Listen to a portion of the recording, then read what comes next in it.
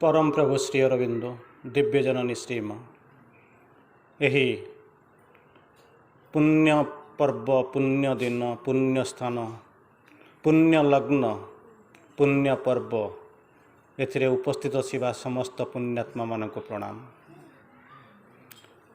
दुईटा स्वतंत्र दिवस आज एका संगरे यही देदेन नयापल्ली माटी उपरे पवित्र पावन भूमि उपरे आज प्रतिष्ठित। गोटे हूँ परम प्रभु श्री अरविंदर श्रीतनु स्मारक वार्षिक उत्सव, द्वितीयटी हूँ मुक्तापरी झुलुवा मुक्तापरी चिकचिक करुवा संतान मानकर विद्यालयर वार्षिक उत्सव। तारि मध्य एक पवित्र चमत्कार आलोच्य विषय वस्तु हूँ श्री अरविंद को किए बा बुझीपर, who can understand Sri Aurobindo. से कथा मु भी कहूनी, यहाँ माँ कहते who can understand Sri Aurobindo. Sri Aurobindo को किए बुझीपर। He is as vast as the universe, ए विश्व ठारू से आहुरी विशाल। His teachings are limitless. से जो शिक्षा देइचंती ताहा असीम, कारण केते जन्म गला परे भी आमे से चेतना को आसीबा ताहा ही आमे भी मध्य जानी नाहु। अनेक जन्म धरी अनेक जुग धरी अनेक शताब्दी धरी अनेक सहस्राब्द धरी आमे आसी यही जगह ठिया है पावन पुण्य पृथ्वी आ पावन पुण्य माटी उपरे, किंतु तथापि मध्य आमे जानिनु श्री अरविंद किए। माँ पुनर्बार कहले, only way to know Shri Aurobindo is to read and read and read. Shri Aurobindo को जानिबार एकमात्र उपाय होची कौन ना भाषण शुणिले कहीं श्री अरविंद को बुझी पारिबो ना। श्री अरविंद को जानिबार एकमात्र उपाय होची पढ़ पढ़ पढ़। तीन थर माँ पुणी कहउचंती, ता माने तांकर नुहे। जदि माँ को श्री अरविंद तो पढ़ा कष्ट, जदि माँ को भी जदि पढ़ी से से तीन थर कंटिन्यूअसली लिखुचंती read and read and read. तीन थर लिखिले आरंभ कले। कौन एमती अच्छी श्री अरविंदर जो कि आम पढ़ा पड़ो, कारण आमर चेतना ही जाना। आम एपर्यंत बुझी ना निजे श्री अरविंद कहते कौन करने पड़ो, कहीं श्री अरविंद को बुझी हम ना। कहला तमें बुझीपर। एक ट्रांजिटोरी स्टेज रे एक मध्यवर्ती अंचल स्थान में आम से ठिया होइचु। निजको बहुत ज्ञानी बोलिक मन करुचु, बहुत गर्व करुचु। आम ठार बोधे कई ज्ञानी ना, कारण आज पर्यंत सबु जुगर शेष जोटी पूर्ण जुगर आरंभ से उठी सबुजाक जोटी सरीगला। All life is education, whole life is education. तेणु सबुजाक सरीगला जोटी गीता उपनिषद भागवत सबुजांकर समाप्ति है, सीमा सरीगला। से श्री अरविंद लेखा आरंभ है। सबुजाक नहीं श्री अरविंद को आगे गले, किंतु तथापि कहते कौन से अच्छी जो श्री अरविंद आज नुहे। श्री अरविंद कहते लिखुंट निजे निज उपर लिखुंट अनादि अनंत काल पर मनुष्यर क्षमता न आसी पारबनी से श्री अरविंद किए बोलिक बुझापी। आमे तो मात्र एकविंश शताब्दीर प्रथमार्धर ठिया होचु। आमे भावुचु आमे बहुत जानीचु, कारण दि चारि पद पढ़ी देकर आमे भावुचु इंग्राजी ओडिया बुझीगले बोधे आमे बहुत जानीगलु। से अहंकार को लेकर जाऊँ बर जाणीनु आमे तलुकू तलुकू जाऊँ। कारण जब श्री अरविंद किए बोलिक जब पचरा जाए आप सांगे सांगे कहे 1872 मसीह 1950 मसीह सरीगला कार्य। तार भीतर चमत्कार भाव में कहले जन्म होते चलीगले फरेन में 14 वर्ष पाठ पढ़ले, तापर आसिक बरोदार चाकरी कले, आईसीएस छाड़िक बरोदार चाकरी कले। तापर तांकर पुण्य पर्व से आरंभ है स्वाधीनता संग्राम। तापर जेल गले, आलीपुर जेल, जेल लु आसिक चंदननगर, तापर पंडिचेरी सरला। बस चैप्टर क्लोज्ड। जपर्यंत ये चेतन न बाहरी से पर्यंत श्री अरविंद को तो जाना बुझा तो बड़ कष्ट। श्री अरविंद बोली लिखा भी आमको कष्ट हो। जिते से माँ को जो पचारे से 1878 मसीह 1973 मसीहा भितर सीमित रही कि बुझीपारे ता भर प्रकृति से नहांती। श्री अरविंद लिखुंट माँ लिखुंट प्रथम कहते he was here before the elements could emerge. Element माने बुझंत 1878 1872 नुहे। जो स्थान में अणु परमाणु सृष्टि न होता से पर्यंत से he was there before thought was born. जो चिंता तैयारी ना मन चिंता कर मनर उद्भावन होता से प्रभु थिले। तेणु आम बर्तमान कौटी आज एकविंश शताब्दीर प्रथमार्धर केवल मन नहीं चिंता करूँ श्री अरविंद किए से। कई जन जाकर पचारूँ श्री अरविंद को प्रभु मुझे आपंकर बायोग्राफी लिखी आपंकर आत्मजीवनी लिखी। श्री अरविंद किसी कहूना नीरव रोचंती। तापर जो पचारे बारंबार पचारा श्री अरविंद कहते तुम्हें मोर आंत जीवन विषय कौन जाच तुम्हें लिख। तेणु चिंता कर देखु श्री अरविंद किए से। तेणु आर परवर्ती अवस्था से माँ को चिन्हवा किए से ना से सीमित प्यारिस भारत जापान तापर पंडिचेरी भितर आम सीमित कर रखीदेचु माँ निजे कहते निजर स्थिति भितर In the beginning, whenever and wherever there was a possibility of manifesting a ray of consciousness, I was there. In the beginning, arambharu, jeuthi ebang jetebele, where there was a possibility of manifesting a ray of consciousness, चेतनार गोटे रश्मिर उपस्थापित हबार संभावना थिला अभिव्यक्तिर संभावना थिला मु सहीठु थिली I am here till the last man is transformed पृथ्वीर शेषतम जीवन रूपांतर नहला पर्यंत मु एठी रहिछि तेणु आम कौ भाषा नहीं करी आम तांको बुझा करूछु कौठी आम बुझीचु तांकर महाप्रयाण दिवस पालन करूछु तो तांकर केतबळे समाधि प्रतिष्ठा दिवस पालन करूछु चिंता करंतु जे पर्यंत चिंता चेतना न बदलिछि से पर्यंत चिंता न बदलिबो जेतबळे आपण समृद्ध न होइचंती से पर्यंत स्मृति को जाबुड़ी धरी बसी जीवन बदलू नथिबो दुई चारिटा कथा कहबी चमत्कार भाव समय संध्या बेले तो अच्छी आलोचना करवा तथापि गोटे इमोशनल गपटे नहीं जावा तापर श्री अरविंद किसी पढ़ा आरंभ करवा ता पूर्व आउ चारोटी लाइन कहूँ कारण ये चारोटी लाइन जानी सारा पर आपंकर क्वेश्चनटा सल्व कर आज नुहे अनंत अनादि अनंत काल पर्यंत पृथ्वी एमती लोक सृष्टि हेबे जे कि श्री अरविंद को जानवे आमे किए से भितर ताकू तो जहाँ जानते जब श्री अरविंद सावित्री पढ़े प्रत्येक गोटे वार्ड भितर जहाँ लिखिक जानवे मु भी जानी अनंत कोटी जन्म नेला मु भी श्री अरविंद को जानीपरि कि ना माँ को जानीपरि कि ना से जहाँ लिखी जाइए आम तो मूल पढ़ा ही जाऊनु खाली गप शुणी एठू पद सेठू पद शुणिक खाली आलोचना करूँ आपने भी खुशी आस पहुँचले चलीगले किंतु जहाँ भी हो श्री अरविंद निज उपर लिखिंट कौन कर कि फेथ विश्वास रखिए क्रिएट एंड्योर सृष्टि करी चल सही चल कौन हम तापर कौन हम लेट दाय टॉयल बी फास्ट ये घर भितर स्वाधीनता संग्राम करी किसी लाभ ना लेट दाय टॉयल बी फास्ट जो संघर्ष करुच विस्तार आहरी विस्तार करी चल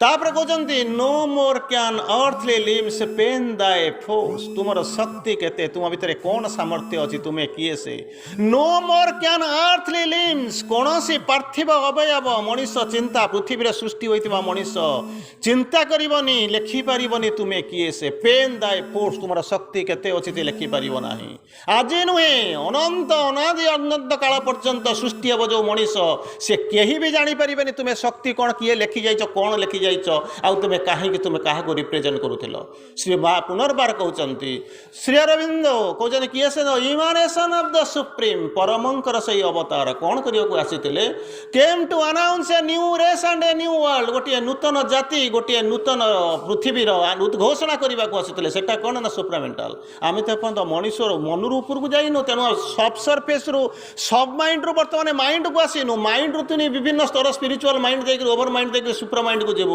सी केबे हम कते जुन लगे ताहा हम कहि परिबे नाही किंतु एई कथा सत्य मनीष मन नहीं कर केबे चिंता करि परिबो नाही गोटे छोटिया कथा कहबा इमोशनल कथा टे कहबा तापरे देखिबा गोटे तापरे आ गोटे दिटा एग्जांपल दबा ता भितर को जीवा बहुत जिनस अच्छी श्री अरविंद को किए कहते माँ केमिति बुझी पारु नथिले साधक माने केमिति बुझी पारु नथिले इंग्लैंड रो जे जो इंग्रेज माने शासन करुथिले से माने केमिति बुझी पारु नथिले श्री अरविंद को निजे देखुचंती जो जज थिले से माने कोर्ट अनुभूति जज रो अनुभूति से माने मध्य केमिति बुझी पारु नथिले किंतु कई जण बुझिथिले कृष्ण को जेमिति कृष्ण बोली कर कई जण अरई लगन लोक जानिथिले सेही भलिया हुए तो श्री अरविंद को श्री अरविंद भली कई जण माँ जानिथिले किछि परिमाण हुए तो चित्तरंजन दास ताकू जानी सी से भाया किसी चिन्हीते यही भाया हाथ गणता लोक बा आपण मैंने कहे आश्रम जो मैंने साधु थे लाइक चंपकलाल एंडल से मैंने हुए तो से किसी अनुमान करुले गेस करुले लेखार जहाँ भी हो मु स्वल्प समय भितर छोट पिला माने बसी गोटे इमोशनल स्टोरी भितर को जी किसी एग्जांपल दवा संध्या बेला अच्छी भितर देखा गोटे वृद्धाश्रम थाए पिला माने वृद्धाश्रम देखी ना नाई रे वृद्धाश्रम कन्याश्रम बालाश्रम ये सब आश्रम न थाए छोट छोट माने जो बुढ़ा हो गला गोटे आश्रम थाए से सब जाकि रहती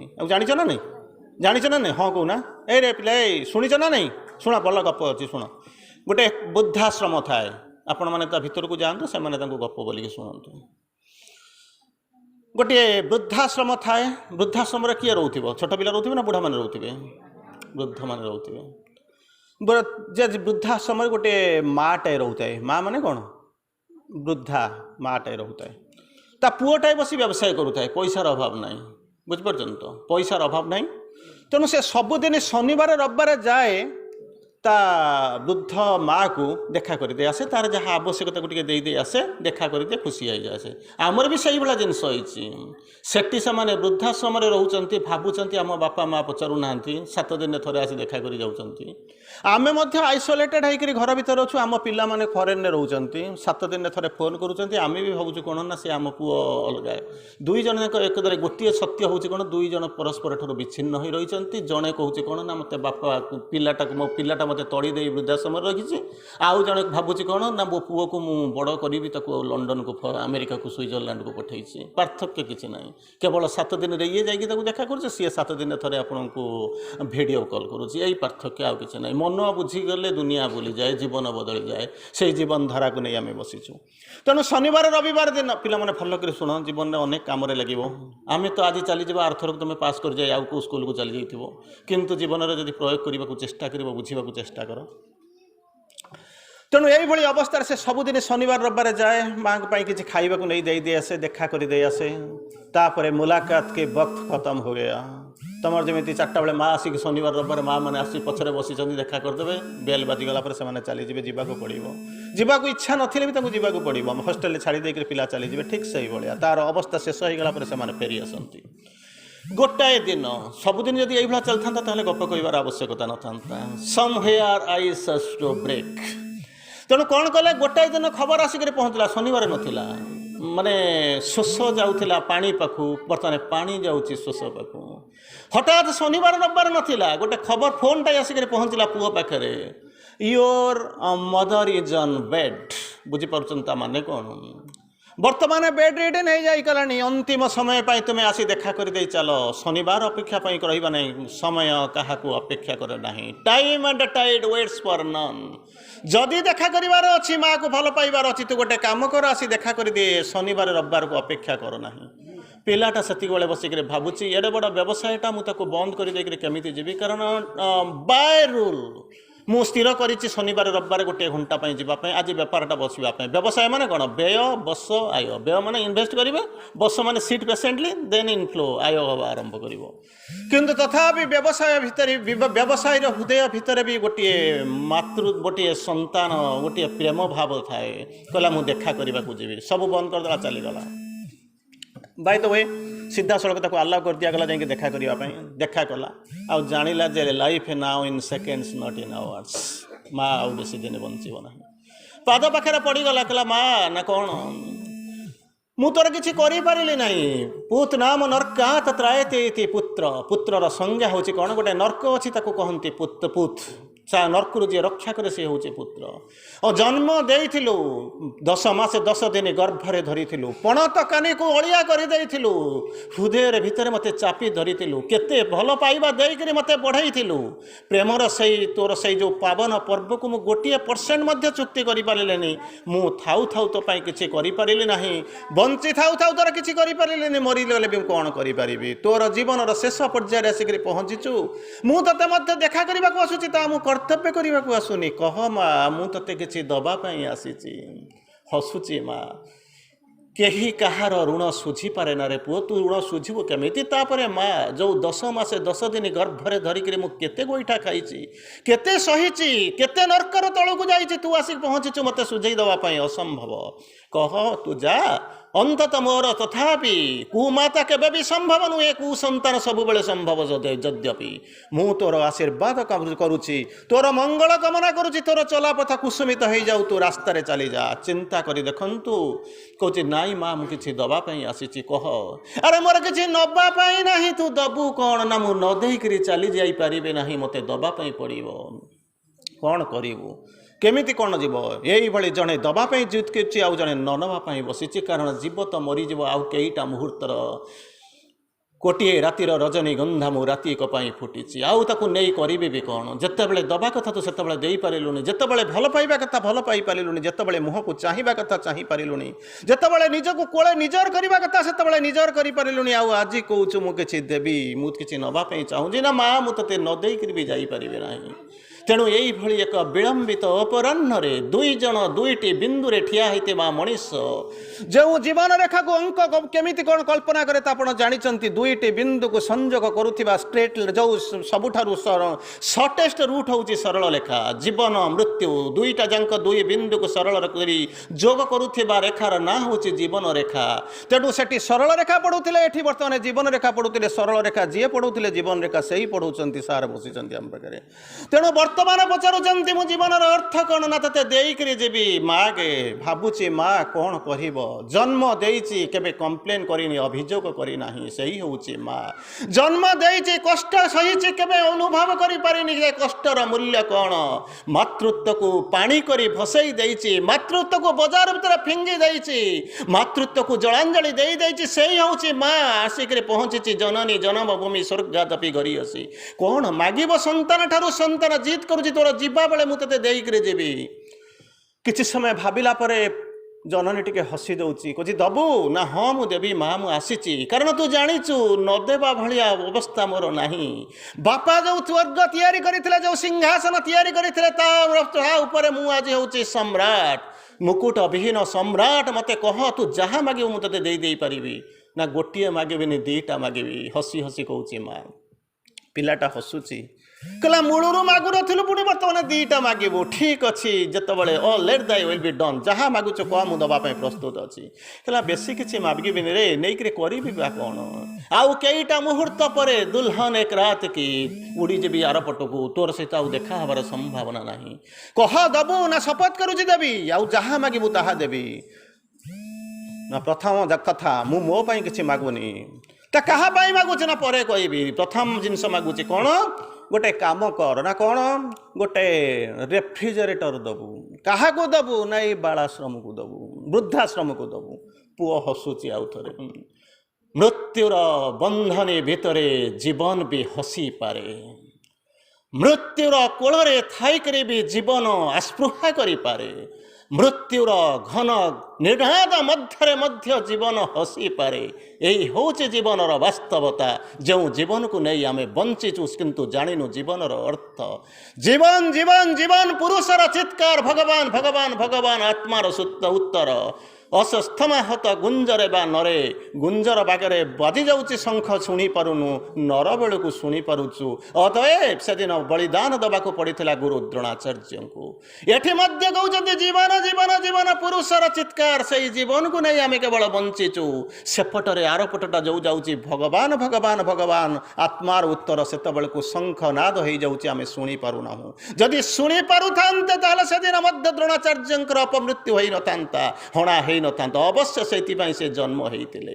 କିନ୍ତୁ ଯଦି ଦ୍ୱିତୀୟ ପାଦ ଆମେ ସିଏ ବି ଶୁଣିପାରିନଥିଲେ, ଆମେ ବି ଶୁଣିନୁ। କୁହ କ'ଣ ଦରକାର? ନା ପ୍ରଥମ ଜିନିଷ ଦେବୁ? ନା ଦେବା ପାଇଁ ତ ଆସିଛି, କହ।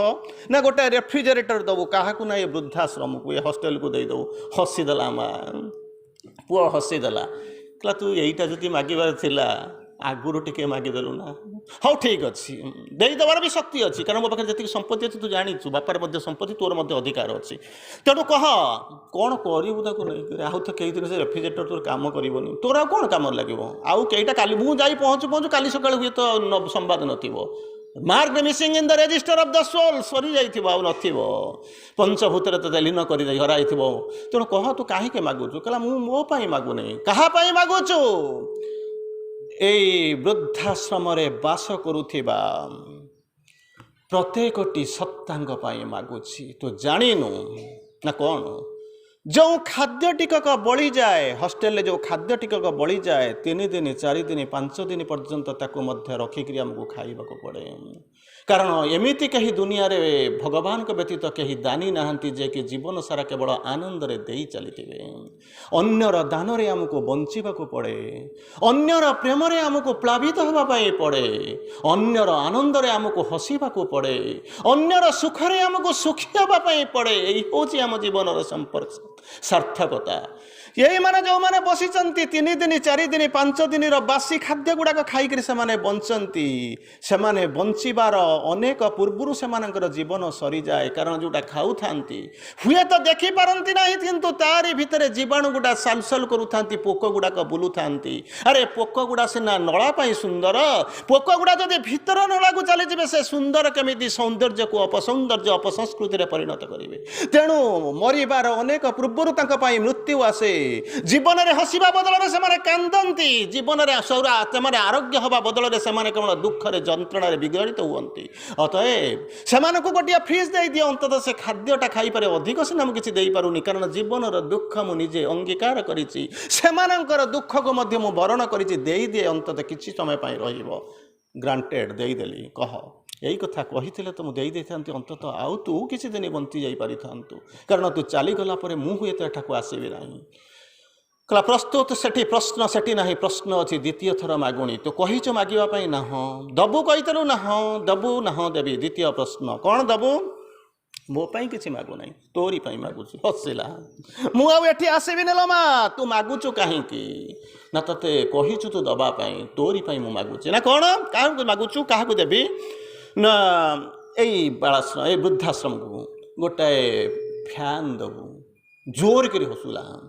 କହିଲା ଗୋଟେ ଫ୍ୟାନ୍? ଏଇ ବାଳାଶ୍ରମ ପାଇଁ ହଲ୍ରେ ରହିଛନ୍ତି, ତା ପାଇଁ ଗୋଟେ ଫ୍ୟାନ୍ ମାଗୁଛୁ? ଆଗରୁ କହିଲୁ ନା ଦେଇ ଦେଇଥାନ୍ତି। କହିଲା ମୁଁ ତତେ ମାଗୁନି ରେ। ନା କ'ଣ ହରିଆକୁ କାହିଁକି ମାଗୁଛୁ? ଫ୍ୟାନ୍ଟା କ'ଣ ହେବ? କହିଲା ଏଇ ଯେଉଁ ଅବସ୍ଥାରେ ଯେତେବେଳେ ଏପ୍ରିଲ ମାସରେ ବସିଛୁ ଏଠି, କ'ଣ କହିଲା, ଜୀବନ ବଦଳରେ ମୃତ୍ୟୁ ଆସେ, ମୃତ୍ୟୁ ରୂପରେ ଜୀବନ ଆସେ। ରକ୍ତ ଗୁଡ଼ାକ ଧୀର ଧୀର ଧାର ଧାର, ରୁଧିର ଗୁଡ଼ାକ ଝାଳ ସ୍ୱେଦ ହେଇକରି ବୋହିଯାଆନ୍ତି। ବଞ୍ଚିବାର ଆଶା ଚାଲିଯାଏ, ମୃତ୍ୟୁ ମଧ୍ୟ ଆସି ଆମକୁ ଛୁଏଁ ନା। ପୋଷାକ ଥାଇ ବି ଆମେ ଲଙ୍ଗଳା, ପୋଷାକ ତଳେ ଲଙ୍ଗଳା ନୁହେଁ, ପୋଷାକ ଥାଇ ବି ଆମେ ଲଙ୍ଗଳା। ଜୀବନର ଅନୁଭୂତିକୁ ଗ୍ରହଣ କରିବା ପୂର୍ବରୁ ଆମେ ମରିଯିବାକୁ ଆରମ୍ଭ କରୁ। ପ୍ରତିଟି ମୁହୂର୍ତ୍ତରେ ଆମେ ବଞ୍ଚୁ ମରି ମରି। ତେଣୁ ତୁ ଗୋଟେ କାମ କର, ସେମାନଙ୍କୁ ଗୋଟିଏ ଫ୍ରିଜ୍ ଦିଏ, ତାପରେ ଗୋଟେ ଫ୍ୟାନ୍ ଦିଏ, ଅନ୍ତତଃ ମରିବାରୁ ସେମାନେ ଟିକେ ବଞ୍ଚି ଯାଆନ୍ତୁ। ରକ୍ତ ଗୁଡ଼ାକ, ଗୋଟିଏ ବିନ୍ଦୁ ରକ୍ତ ତିଆରି କରିବା ପାଇଁ ଆମକୁ ଜୀବନ ସାରା ସଂଘର୍ଷ କରେ, କିନ୍ତୁ ରକ୍ତ ଗୁଡ଼ାକ ଯେତେବେଳେ, ରୁଧିର ଗୁଡ଼ାକ ଯେତେବେଳେ ସ୍ୱେଦ ଝାଳ ହେଇକରି ବହିଯାଏ, ତାକୁ କେହି ବୁଝିପାରନ୍ତିନି କି ଜାଣିପାରନ୍ତି ନା, କାରଣ ମଣିଷ କେବଳ ସେହି ଲାଲ ରଙ୍ଗର ରକ୍ତରେ ସୀମିତ ତାର ଚିନ୍ତାରେଖା। କହ, ତାକୁ ଦବୁ? ନା ହଁ ମୁଁ ଦେବି। ମା କାହିଁକି ମାଗୁଛୁ? ଏଇ ଯଦି ତୁ ଫ୍ୟାନ୍ ପାଇଁ, ଯଦି ଆଉ ଗୋଟିଏ ଫ୍ରିଜ୍ ପାଇଁ ଖରାପ ଖାଦ୍ୟ ଖାଇକି ତୁ ମଲୁ, ତୁ ଆଗରୁ କହିଥିଲେ ମୁଁ ଦେଇପାରିଥାନ୍ତି। ତୁ ଏବେ କାହିଁକି ଯିବାବେଳେ ମାଗୁଛୁ? ମୁରଖ ବି अच्छी बात करता है लेकिन कभी कभी ହନୁ ମନାବେଳେ ସତ୍ୟ କହେ। ସେ କହୁଛି, ମା ଟିକେ ହସୁଛି, କହୁଛି ସତ୍ୟ କହିବି? ନା ହଁ। ହନୁ ମଲା ବେଳକୁ ସତ୍ୟ କହେ। ସତ୍ୟ କହିବି? ନା ହଁ। ମୁଁ ମୋ ପାଇଁ ମାଗୁନି ରେ ଛୁଆ, ତୋରି ପାଇଁ ମାଗୁଛି। ଆରେ ମୁଁ ତ ଏଠିକି ଆସିବି ନାହିଁ, ମୋ ପାଇଁ ମାଗୁଛୁ କାହିଁକି? ନା ଅନେକ ଜିନିଷ ଅଛି ଯାହା ତୋର ଖୋଲା ଆଖିକୁ ଦେଖାଯାଉ ନାହିଁ। ଅନେକ କବିତା ଅଛି, ତୁ ସେ ଖାଲି ପାଟିରେ ପଢ଼ି ଜାଣିନୁ। ଅନେକ ଯନ୍ତ୍ରଣା ଅଛି ଯାହା ତୋ ଆଖିକୁ ଦେଖାଯାଉନି। ଅନେକ ମୃତ୍ୟୁ ଲୁଚି ଲୁଚି ଆସୁଛି ଯାହାକୁ ତୁ ସାମ୍ନା କରିନୁ। ଅନେକ ବେଦନା ତୋର ରକ୍ତକୁ ଚିପି ଚିପି ଖାଉଛି, ଶୋଷି ଖାଉଛି, ଯାହା ସହିତ ତୋର ସାମ୍ନା ହେଇନାହିଁ। କହିଲା ମାନେ ପିତା ଆଜି ପାଇଛି ପିତୃତ୍ୱର ସନ୍ଧାନ। ତୋ ବାପା ଯେତେବେଳେ ଚାଲିଗଲା ସେତେବେଳକୁ ତୁ ଠିଆ ହେଇଥିଲୁ କେଉଁଠି? ନା ତାର ସେଇ ସିଂହାସନରେ, ବିରାଟ ସିଂହାସନରେ ବସିବା ପାଇଁ। ହୁଏତ ତୁ ଜାଣିନି ତୋ ବାପା କିନ୍ତୁ ତୋତେ ସେ ଅଧିକାର ଦେବା ପାଇଁ ଚାହୁଁଥିଲେ କି ନାହିଁ କେବଳ ମୁଁ ଜାଣିଛି, ମୁଁ ସେ କଥା ଭାବିଛି। କିନ୍ତୁ ପରିସ୍ଥିତିରେ ପଡ଼ି ସେଦିନ 3ଟି ପାଚିଲା ବାଳ ଦେଖି ଯେମିତି ସେଦିନ ଚିନ୍ତା କଲେ ଦଶରଥ ନିଜ ପୁଅକୁ ରାଜ ସାମ୍ରାଜ୍ୟ ଦେଇଦେବେ, ଠିକ୍ ସେଇଭଳି ପରିସ୍ଥିତିର ଇସାରାରେ ତୋତେ ସେ ରାଜପଥ ଦିଆଗଲା। ଆମେ ଛାଡ଼ିଲୁ, ଆଉ ଆଜି ମଧ୍ୟ ତୋର ବାପା ହେଉଛନ୍ତି ଦିବଙ୍ଗତ। ଚିନ୍ତା କରି ଦେଖନ୍ତୁ, ପଛକୁ ଟିକେ ଫେରିକିରି ଚାହା, ତୋର ସନ୍ତାନ ମଧ୍ୟ ସେ ସ୍ପୃହା, ସେ ସିଟ୍ରେ ବସିବାକୁ ଆସି ପହଞ୍ଚିଲାଣି। ମୁଁ ଚାଲିଗଲା ପରେ ଯେତେବେଳେ ତୋର ପୁଅ ଆସି ସେ ସିଂହାସନ ଉପରେ ବସିବ, ତୋର ସ୍ଥାନ କେଉଁଠି ଥିବ? ଏଇଭଳି ମଧ୍ୟ ପଇସା ଥାଇବି ବିକଳାଙ୍ଗ ଭାବରେ ବାଧ୍ୟ ହୋଇକରି ମୁଁ ଯେମିତି ବୃଦ୍ଧାଶ୍ରମରେ ରହିଛି, ତୋ ପୁଅ ମଧ୍ୟ ସମୟର ଇସାରାରେ ତୋତେ ବି ମଧ୍ୟ ତଡ଼ିଦେବ। କେବଳ ଶନିବାର ହିଁ ତୋ ପାଇଁ ସାହା। ଚିନ୍ତା କରି ଦେଖେ 5 ଦିନର ସେଇଭଳିଆ ବିଗଳିତ ଦଳିତ ପତିତ ପଚା ଖାଦ୍ୟ ଖାଇକରି ଜୀବନର ବିରୁଦ୍ଧରେ ଇଚ୍ଛା ବିରୁଦ୍ଧରେ ମରିବୁ। ଯନ୍ତ୍ରଣା ସହି ସହି ରକ୍ତ ଗୁଡ଼ାକ ଯେତେବେଳେ ସ୍ୱେଦ ହେଇ ବାହାରି ଯାଉଥିବ ଧଳ ହେଇକରି ବହି ଯାଉଥିବ ସହି ପାରୁନଥିବୁ ଖାଲି ସ୍ୱପ୍ନ ମହରରେ ବସିକରି କାନ୍ଦୁଥିବୁ ଗୁମୁରି ଗୁମୁରି କାନ୍ଦୁଥିବୁ। ସେତେବେଳେ ଏଇ ତୋର ତୁ ଯନ୍ତ୍ରଣା ତୁ ସିନା ବୁଝିପାରିବୁ ନାହିଁ କିନ୍ତୁ ଜୀବନକୁ ଅଙ୍ଗୀକାର କରିଥିବା ଜୀବନକୁ ମାନି ନେଇଥିବା ମୁଁ ଉପରେ ଥାଇକରି ଭାବୁଥିବି ମୋ ସନ୍ତାନକୁ ମୁଁ ଜନ୍ମ ଦେଇ କେତେଟା ନ୍ୟାୟ ଦେଇଛି, ମୁଁ ଜନ୍ମ କରିଛି ତାକୁ କେତେ ସୁରକ୍ଷା ଦେଇଛି, ମୁଁ ଜନନୀ ତାକୁ କହିଥିଲି କଥା ଦେଇଥିଲି ଏ ପୃଥିବୀକୁ ଧରିବି ଆସିବି ତେରି ଅଙ୍ଗୁଠି ପକଡ଼କେ ଚଲା ମୁଁ କେତେ ତାକୁ ଗାଇଡାନ୍ସ ଦେଇଛି। ଇଚ୍ଛା କରୁଥିଲେ ମଧ୍ୟ ମୋ ସେ ବରଦ ହସ୍ତ ତୁ ଆଡ଼କୁ ନଇଁ ଆସିବ ନାହିଁ ମାଡ଼ି ଆସିବ ନାହିଁ। ଇଚ୍ଛା କଲେ ମଧ୍ୟ ମୁଁ ତୋତେ କୋଳାଇ ନେଇପାରିବି ନାହିଁ। ଇଚ୍ଛା ଦେଲେ ମଧ୍ୟ ମୋ ପଣତ କାନିରେ ମୁଁ ତୋତେ ବିଞ୍ଚି ଦେଇପାରିବି ନାହିଁ। ଇଚ୍ଛା ଦେଲେ ମଧ୍ୟ ଖାଉଥିବା ସେଇ ପୋକ ଗୁଡ଼ାକୁ ମୁଁ କେବେ ବାହାର କରି ଆଣିପାରିବି ନାହିଁ।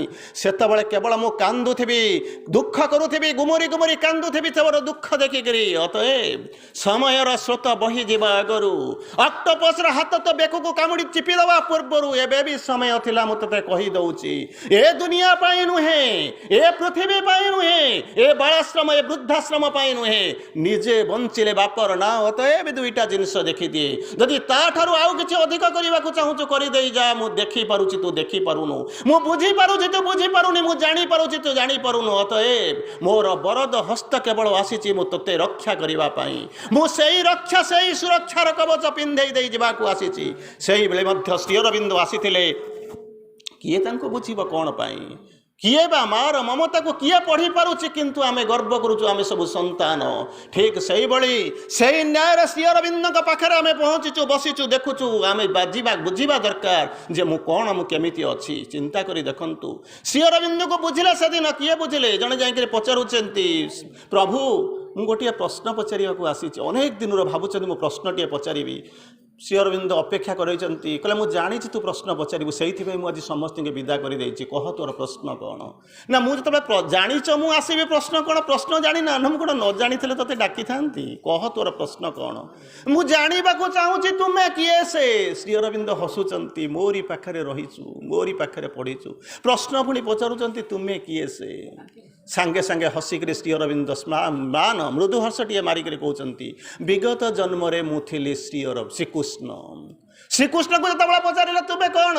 ନ ସମ୍ଭବାମି ଯୁଗେ ଯୁଗେ ପରିତ୍ରାଣୟ ସାଧୁନାଂ ବିନାଶାୟ ଚ ଦୁଷ୍କୃତମ୍ ଧର୍ମ ସଂସ୍ଥାପନାର୍ଥାୟ ସମ୍ଭବାମି ଯୁଗେ ଯୁଗେ। ସବୁ ଯୁଗରେ ବିଭିନ୍ନ ନାଁରେ ବିଭିନ୍ନ ରୂପରେ ଶ୍ରୀକୃଷ୍ଣ ଆସୁଥିଲେ। ଆଉ ବିଗତ ଜନ୍ମରେ ସେ ନିଜେ ଥିଲେ ଶ୍ରୀକୃଷ୍ଣ। ଆଉ ମା ତାଙ୍କୁ ଚିହ୍ନୁଛନ୍ତି ଏଇ ହେଉଛନ୍ତି ସେଇ ଓ ଲର୍ଡ ଶ୍ରୀକୃଷ୍ଣ ଯାହାକୁ ସେ ଭଗବାନ ବୋଲିକରି କହୁଥିଲେ। ତେଣୁ ଶ୍ରୀ ଅରବିନ୍ଦଙ୍କୁ ବୁଝିବା କେମିତି? ଶ୍ରୀ ଅରବିନ୍ଦଙ୍କୁ ବୁଝିଥିଲେ କିଏ ସେ? ନା ସେଦିନ ବୁଝିଥିଲେ Chittaranjan Das. Long after Hi is dead and gone ଯୁଗ ଚାଲିଯିବ ଶତାବ୍ଦୀ ଚାଲିଯିବ ସବୁ କିଛି ଚାଲିଯିବ। ଲଙ୍ଗ ଆଫ୍ଟର ମାନେ ଆପଣ କହିପାରିବେନି 100 ବର୍ଷ 200 ବର୍ଷ 500 ବର୍ଷ ଆଜି ପର୍ଯ୍ୟନ୍ତ ମଧ୍ୟ ଆପଣ 1950 ମସିହା ପରେ ଅନ୍ତତଃ 72 ବର୍ଷ ପରେ ମଧ୍ୟ ଆମେ ବି ଜାଣିନୁ ଶ୍ରୀ ଅରବିନ୍ଦ କିଏ ସେ। ଅନ୍ୟମାନେ କଥା ଛାଡ଼ନ୍ତୁ ଆମେ ଯିଏ ଗର୍ବ କରୁଛୁ ଶ୍ରୀ ଅରବିନ୍ଦ ନିଆନ୍ ପାଠଚକ୍ର କରୁଛୁ ବଡ଼ ବଡ଼ ଭାଷଣ ଦେଉଛୁ ଆମେ ମଧ୍ୟ ଜାଣିନୁ ଶ୍ରୀ ଅରବିନ୍ଦ କିଏ ସେ। ଚିନ୍ତା କରି ଦେଖନ୍ତୁ ଏ କଲୋନିଷ୍ଟ ଫ୍ରମ୍ ଇମୋର୍ଟାଲିଟି କେହି ଜଣ ଜାଣିଛନ୍ତି ଶ୍ରୀ ଅରବିନ୍ଦ କିଏ ସେ? କଳ୍ପନା କରି ଦେଖନ୍ତୁ ଷ୍ଟ୍ରେଟ୍ ଲେଖୁଛନ୍ତି ଶ୍ରୀ ଅରବିନ୍ଦ ନିଜ ଉପରେ ଲେଖୁଛନ୍ତି ଏ କଲୋନିଷ୍ଟ ଫ୍ରମ୍ ଇମୋର୍ଟାଲିଟି କ'ଣ ଜାଣିନୁ? କଲୋନିଷ୍ଟ ମାନେ କ'ଣ ବୁଝିନୁ? His birth held up a symbol and sign. Birth କ'ଣ ତା ଭିତରେ ମଧ୍ୟ ଆମେ ଜାଣିନୁ। ଜନ୍ମଦିନ କେକ୍ କାଟିବାର ହେଉଛି ଆମେ ବ୍ୟସ୍ତ। A pointing being on the earth uncertain road ପୃଥିବୀଟା ଅନସର୍ଟନ୍ କେମିତି ହେଇଗଲା? ଚିନ୍ତା କରି ଦେଖନ୍ତୁ କେତେ ଯୁଗ ଲାଗିବ ଆମକୁ ଲେଖିବା ପାଇଁ। Although consenting to mortal ignorance ପାର୍ଥିବ ଅନ୍ଧାର ଯନ୍ତ୍ରଣାକୁ ସେ ହଁ ମାରିଛନ୍ତି ଆମରି ସାଙ୍ଗରେ ଚାଲିଛନ୍ତି। His knowledge shared the light ineffable ତାଙ୍କର ଜ୍ଞାନ ଯେଉଁ ଅନିର୍ବଚନୀୟ ଜ୍ଞାନ ଅନିର୍ବଚନୀୟ ଜ୍ୟୋତିକୁ ଧାରଣ କରିଥିଲା। shared the light ineffable କହୁଛନ୍ତି କ'ଣ ଶ୍ରୀ ଅରବିନ୍ଦ କୋଉଠି ଅଛନ୍ତି? ନା ଘର ଭିତରେ ରହିଛନ୍ତି 24 ବର୍ଷ ଭିତରେ। ଚିନ୍ତା କରି ଦେଖନ୍ତୁ ସେଇଆ ହେଇଥିଲା ନା କ'ଣ? ଅତିମାନସ ଯେତେବେଳେ ଅଧିମାନସରୁ ଅତିମାନସକୁ ଗଲେ ଶ୍ରୀ ଅରବିନ୍ଦଙ୍କର ଅବସ୍ଥା କ'ଣ ହେଇଥିଲା ଆପଣ ଗ୍ରହଣ କରିପାରିଥାନ୍ତେ ନା କ'ଣ? His finite parts approached their absolute ନିଜେ ପରମ ହେଇଗଲେ ତାକୁ ମଣିଷ ଚିହ୍ନିବା ପାଇଁ ସମ୍ଭବ ନଥିଲା। His actions framed the movements of the gods ଦେବତା ହେଇଗଲେ ସେ ଆଉ ଶ୍ରୀ ଅରବିନ୍ଦ ହେଇକି ରହିନଥିଲେ। His will took up the reins of the cosmic force ସମଗ୍ର ଜଗତର ସମଗ୍ର ପୃଥିବୀର ବିଶ୍ୱଧାରର ଲଗାମ ଥିଲା ମାଙ୍କ ହାତରେ। ୱିଲ୍ ତାଙ୍କର ସଂକଳ୍ପ ଇଚ୍ଛା ଶକ୍ତି ହେଉଛନ୍ତି ମା। ଗ୍ରହଣ କରିପାରିଥାନ୍ତେ? କମ୍ପ୍ଲେନ୍ କରିଦେଲେ କ'ଣ ନା ଆମକୁ ଛାଡ଼ି ଦେଇକି ଶ୍ରୀ ଅରବିନ୍ଦ ଭିତରେ ଆସିକି ରହିଗଲେ। चिंता कर केते जण लोक देखिछंती श्री अरविंद को बुझिछंती कहउछनी कोन टू बीइंग्स ही वाज केते जण केते कोटि जन्म तपस्या कर सारला पर श्री अरविंद को बुझीबा टू बीइंग्स ही वाज दुईटा सत्ता at a time Sri Aurobindo काम करूथिले one wide and free above ऊपर को अनाओ जाई पारू तो ऊपर तो देखा जाउनी एई गधा बेलू देखा जाउनी 5 किलोमीटर ऊपर को वाइड एंड फ्री अबोव एठी तळे कोन आइछि intense bounded his portion here jail रो इतिहास देखंतु गोटाए गामुछारे 5 जण यूज बाथरूम जातु किंबा गोटे कपड़ा बांधा को नहीं देखु किंबा कंदमूल लाउ खाई बंचा कथा चिंता कर देखु यही हूँ बाउंड बांधी इंटेंस कष्ट जंत्रणा हिज पोर्शन हियर यही हूँ श्री अरविंद आम केमी जाचु से दिन से कहले long after he is dead and gone चलीगला आम कौन करूँ he will be considered as the poet of कौन poet of prophet of nationalism जो पोएट ऑफ नेशनल पैट्रियोटिज्म यही भाई अवस्था भितर जहाँ को आप ना पोएट हिसाब से देखी ना प्रॉफिट हिसाब से देखी समय तो इशारा देलानी अनेक बाट को जीवार अच्छी तेणु चिंता करूँ माँ भी कहते केमी चिन्हले प्रथम दिन जो आसिक पहुँचुंट दर्शन सार कहते बर्तमान बसिक जितेबाला कौन करुँच पछुक चाह चाह चाह चाह जानुं से जानिले यही हूँ कृष्ण यही हूँ भगवान जहाँ को पूजा करुँची तेणु पछुक चाह चाह जाऊँ काले प्रभु मत डाकीदेवे तुम्हें रही जाओ आश्रम दायित्व ग्रहण कर किंतु अचल महामेरु निजे किसी भी रेस्पॉन्ड करूना टिके भी सामान्य होना कारण अहंकार जेपर्यंत न भांगी थी से पर्यंत ता भितर भगवान प्रतिष्ठा हे ना प्रभु देखी पारुचंती माँ कौ चाहूँगी कौन ना मते कुह मु तुम आश्रम रही दायित्व नेबी भगवान कहते ये अहंकार सरी जाऊ तेणु ताको कौन कले ना छाड़ी देइथिले तापर पुणी जाइकरी आसवाक पड़ुला अचल महाबेरु किए से निजे माँ भी जानी पारुना किए जानिबो बरोदार राजा कथा चिंता करी देखंतु से लिखे चमत्कार आसिक बरोदा राजा पचारे बहुत बड़ बड़ क्वेश्चन पचारे श्री अरविंद केवल 3टा जिनस कहे येस नो और स्टॉप बरोदा महाराज अनइबे समथिंग योगी के नीड्स श्री अरविंद जमा जोगी से नथिले श्री अरविंद बसी थे घोड़ा टप टप टप टप कर जड़े आसिक पहुँचब ओह्ल पड़ो श्री अरविंद जानते आसुँच दूत आसिक पहुँचब कब राजाजी कहते सहित आज टी आप डिनर करते डिनर माने कौन जानते ना best meal of the day dinner करने को श्री राजा कहते श्री अरविंद सिंपली कहे आई हैव नो टाइम से दूत जी भावी राजा अंडर रे कईटा टंकार चाकरी निजे राजा कहते मो सांगे आसिक डिनर कर मो पाखे समय ना श्री अरविंद से लिखुंट जो महाराज को देखा करने विभिन्न देशर राष्ट्र मुख्य माने आंबासडर माने अपेक्षा कर चाकरी कर कईटा टंकार जो रखी जो रही सी कहते मो पाखे समय ना तेणु चिंता करूँ यही हूँ श्री अरविंद जितेबाला विरुद्ध जो प्रचार करागला श्री अरविंद को कौन कर देशांतर कर दिज्व समस्ते गोटाई पटरे से समय तदनंतन जो थे ये थे प्राइम मिनिस्टर रामसे मैकडोनाल्ड सांगे सांगे उठिक कहते लेखा पढ़ीच समस्ते अनई कारण समस्ते कहते आम होती से ये सदन में बसी समस्ते होती इंग्लीश लोक जड़े कहूँ देखा ये लेखा के पढ़ीच ना नाई निय पढ़ आपको पढ़ी सारा तुम जान से निजे आतताई ना से देशभक्त जे से सबु चेतनार ऊर्ध को जाकर से भगवान सार मैकडोनाल्ड चिन्ह पारे राम से मैकडोनाल्ड चिन्ह पारे किंतु आमे श्री अरविंद माँ को 24 घंटा धरी पाठचक्र करें जानू एपर्यंत से 2-4 लाइन उपर आसिक रहीचु तार ऊर्ध को जाऊना चिंता करी देखंतु सर्व वासुदेवमय कौन कहले से ना 2टा जिनस तुमको अणाई ना कौन तुम्हें किए कहीं आसी प्रथमे जान द्वितीय पचार कौन करने ना जो भ्रम दूर मु भगवान जदि था मु तुम दर्शन निश्चय करी से एमती शब्द कह भगवान अच्छा सर्व वासुदेवमय देखुं घरे द्वारे बाहर चोर ठक जोड़े देखुं जज जहाँ को देखुं सबुटारे तापर पचारुंट जमा डेरी कर ना विलंब कर ना भय कर ना कहीं you have been brought for something तुमको गोटे निर्दिष्ट लक्ष्य नहीं आसी से जिनस कनसेंट्रेट कर अन्य किसी भावना ही से देखुं विवेकानंद ओह्ल आसुंच गाइड करने आरंभ करुँच जेल वार्डन आसिक देखुं झुलुंट श्री अरविंद मझीरे तले नहांती कि ऊपर नहांती झुलुंट से दिन ठार विस्तारित दौड़िक दौड़िक पलैला से दिन ठार प्रचारित होगा Shri Aurobindo does not sit on the ground always ever on the ground सब बेले से कौन करते ना शून्य था कारण शून्य हूँ घर तेणु यही भाई श्री अरविंद को बुझब किए जान किए केमी कौन रचिंता कर देखु तेणु समयर इशारा आमको वाक्य को विराम दबाक तो पड़ो संध्या बेले अच्छी संध्या बेले आम एडुकेशन उपर आलोचना करने को जीवा तेणु यही एक चमत्कार प्रभात रे आपण माने जोठी पृथ्वी जलुची जोठी जीवन जलुची जोठी जंत्रणा जीवन को ग्रास करुच्ची तारी भितर कुनी कुनी मुक्ता परी झलुवा संतान माने आसी आगे आगे बसिचंती आपण माने आसिक आपण मानकर संतान समस्ते बसिचंती अतएव आपण मानक प्रथमे प्रणाम करुचु आज परी शुभ दिन रे ए देदेन नयापल्ली संबलपुर रिलीज स्थापना दिवस रे अंततः आज आपण मानक एतिकी प्रार्थना करुचु भगवान को जानापी बुझापी तो आमर शक्ति सामर्थ्य ना कि आसब ना अंततः प्रणिपात करवा पूजा करवा प्रार्थना करवा से जदि प्रचेषा करवा यथेष्ट जदि एत जड़े बसी भर जदि जनक भितर से परिवर्तन आसे जदि रूपांतर आसे भूली जातु बाहर दुनिया कौन चाहूब शह शह लोक जदि अंधार अज्ञान अंधकार पड़ी था कि अर्थ किसी ये ना प्रोब्लेम ना मुझे जहाँ को काली देखिली भेरी प्रेजेंस कहीदे अंधार निश्चित आलोक जीव परिवर्तन हम ए सन्देहर अवकाश ना तेणु से न्याय आपण मानक से वाक्य से कथा even if the struggling world is left outside one man's perfection still can save the world आपण मानक भितर अंत यदि जनक भितर से पूर्णता आसब पृथ्वी बंची जापर वंदे मातरम प्रणाम।